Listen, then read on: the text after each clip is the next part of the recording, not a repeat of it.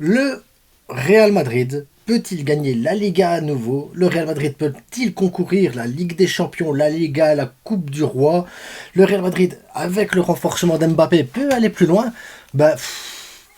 On va y répondre.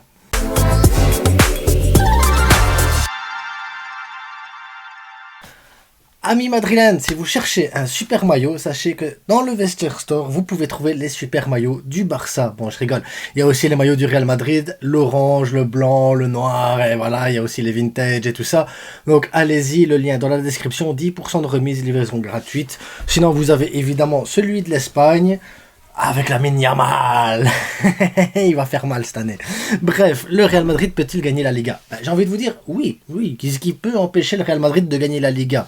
On a fait une vidéo où j'explique que le Barça a toutes les armes pour aller chercher la Liga. Je vous invite à aller le voir si vous n'avez pas encore vu. Vous allez voir que voilà, le Barça a du répondant pour justement contrer le Real Madrid ou l'Atlético Madrid qui, l'air de rien, est aussi un gros club d'Espagne, ou Girona, Villarreal, Bilbao, enfin bref, il y a beaucoup d'excellents clubs en Espagne. Et si on se concentre sur le Real Madrid. Le Real Madrid, quand tu prends offensivement Brahim Diaz, Arda Güler, Rodrigo, Vinicius, Mbappé, Hendrix, tu dis, quand même, c'est chaud. Quand même, c'est chaud. Ça veut dire que tu as 3 postes, tu as 6 joueurs, ils peuvent tous jouer à gauche, à droite, tu peux avoir une doublure là, tu peux avoir l'autre qui va jouer là, Brahim Diaz qui rentre, qui fait mal. Tu as de tout pour pouvoir jouer justement correctement tous les matchs de Liga. Parce que n'oublions pas, il y a plus de matchs en Ligue des Champions, t'as la Copa del Rey, t'as évidemment la Super Coupe d'Espagne, qui va se dérouler en même temps que la Ligue des Champions, donc ça c'est aussi un concept, il faudra voir un peu comment ça va se jouer, parce que ça va être bizarre aussi. Comme la Ligue des Champions est jusque fin janvier je pense, et que la Super Coupe d'Espagne est en janvier, donc ça va être aussi des voyages, enfin bref. Je pense que le calendrier va être très compliqué, donc avoir des doubles à chaque poste, c'est hyper intéressant pour tout le monde. Tout le monde. Je l'ai dit pour le côté Barça, je l'ai dit côté Real. Maintenant, côté Real, je trouve qu'il y a plus de talent au niveau offensif, parce que Barça, si tu fais Nico Williams, normalement on va le faire, mais Nico Williams, Lewandowski, Lamine Yamal, les remplaçants, Ansu Fati qui se blesse, Ferran Torres ou Rafinha, voilà, c'est pas le même niveau. Maintenant, tu as du Pau Victor et Victor Roque, mais c'est pareil. Voilà, il faudra voir comment ils vont se comporter cette année-ci sur le plan professionnel. Ça va être leur première vraie saison. Donc, on n'a pas assez de recul. Mais voilà, je trouve que qualitativement, l'attaque du Real Madrid, Vinicius, Mbappé, Rodrigo, derrière tes remplaçants, Arda Güler, Brahim Diaz... Voilà, ça rigole pas. Hendrix, j'ai envie de voir un peu ce que ça va donner, donc je ne vais pas me prononcer. Je ne connais pas ce joueur, je ne connais pas. Donc je peux pas juger un joueur que je ne connais pas. Maintenant, ce qui va blesser un peu plus, c'est je trouve le milieu de terrain. Le milieu de terrain, c'est pas ça. Donc déjà, Valverde, Camavinga, Tchouaméni, ça peut être un excellent milieu de terrain. Bellingham, il sera dedans, ça c'est sûr et certain. Bellingham sera dedans, ça te fait 4 milieux de terrain haute qualité. Mais derrière, tu as un Modric, voilà, déjà très au ralenti la saison passée, du Ceballos, du Régnier, je sais pas quoi. Enfin bref, le Real Madrid, je trouve que la profondeur de banc au milieu de terrain n'est pas extraordinaire. Et alors, défense centrale, les gars, Vallejo, je pense que c'est un bon défenseur. Voilà, il va pouvoir remplacer Nacho dans la rotation. Derrière, tu as un Alaba qui est blessé. Rudiger, c'est Rudiger. Voilà, c'est un monstre. Rudiger, je ne dirais rien, mais Militao, dans quel état il revient? Est-ce qu'il revient avec des bonnes sensations? Est-ce qu'il revient bien? Voilà, ça c'est la question. Parce que la défense centrale, tu vas voir un Tchouaméni, à mon avis, qui va arriver défenseur central à un moment donné. Parce que je ne sais pas pourquoi il n'y a pas de défenseur central au Real Madrid. Nous, on en a 36 au Barça. On vous prête Clément Langlais si vous voulez, il n'y a pas de problème. Mais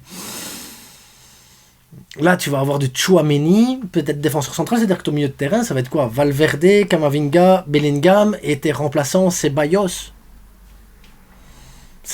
Modric. Je sais pas, moi je trouve que c'est un peu léger. Je pense que Toni Kroos aurait pu faire une saison de plus. Clairement, je pense que Toni Kroos avait la place et la forme physique pour faire une saison de plus au Real Madrid. À la défense, t'as Carvajal, oui, il fait une grande saison la saison passée, il fait un grand Euro Carvajal, mais l'air de rien, il va aller aussi en vieillissant, donc il faudra voir à un moment donné, voilà, Lucas Vasquez, oui, c'est une bonne doublure, mais il va falloir regarder, et côté gauche, Mendy, oui, c'est un bon défenseur, Mais est-ce que, voilà, un David pourrait pas faire l'affaire aussi côté gauche? Parce que côté gauche, c'est quoi? C'est Fran Garcia, enfin c'est... Voilà, je trouve le Real Madrid très, très, très alléchant offensivement. Et si tu mets ton équipe titulaire du Real Madrid, cette équipe titulaire peut aller chercher une Ligue des Champions, une Liga, une Coupe du Roi et tout ça. Mais quand tu vas cumuler tous les matchs de la saison comme ça, tu te dis quand même, est-ce que l'effectif n'est pas un peu léger au niveau du banc?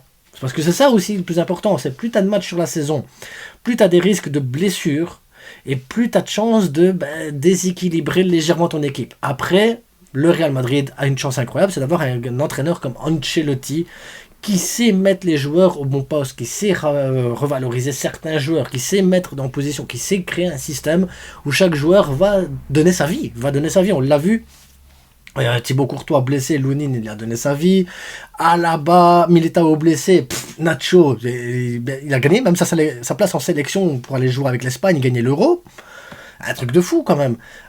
Lucas Vazquez a fait une énorme saison et là tu te dis oui, au final, c'est vrai que Ancelotti fait des grandes choses avec ce Real Madrid-là. Ancelotti est, à mon avis, la clé essentielle à la réussite du Real Madrid sur la saison.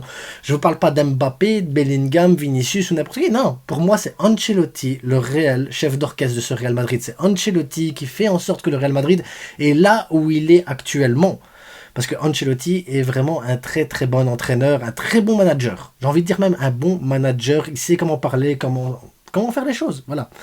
Maintenant, cette saison-ci, est-ce qu'il y aura des disputes Mbappé, Vinicius? Je pense pas. Je pense qu'Ancelotti sait justement gérer ce genre de cas.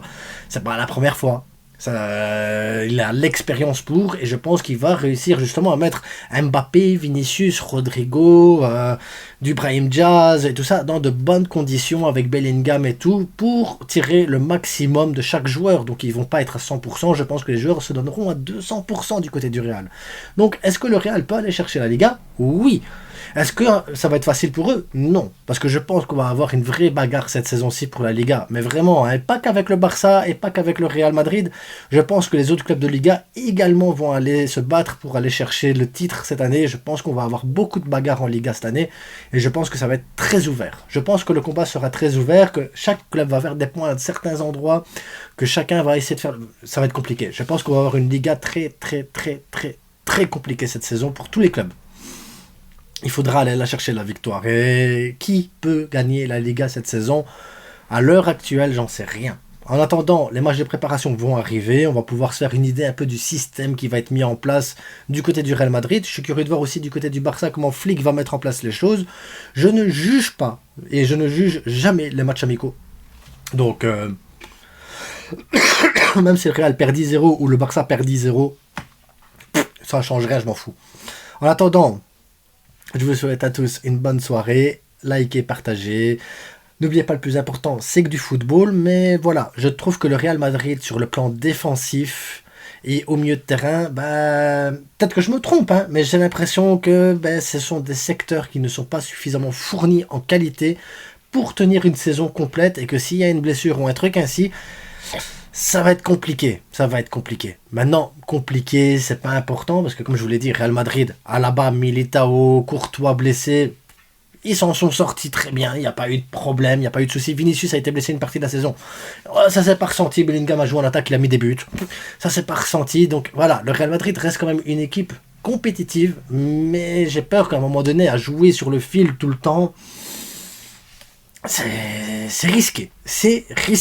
Surtout pour la dernière saison d'Ancelotti, car n'oubliez pas, la saison prochaine, le Barça fera le triplé. Pas cette saison-ci, mais saison suivante.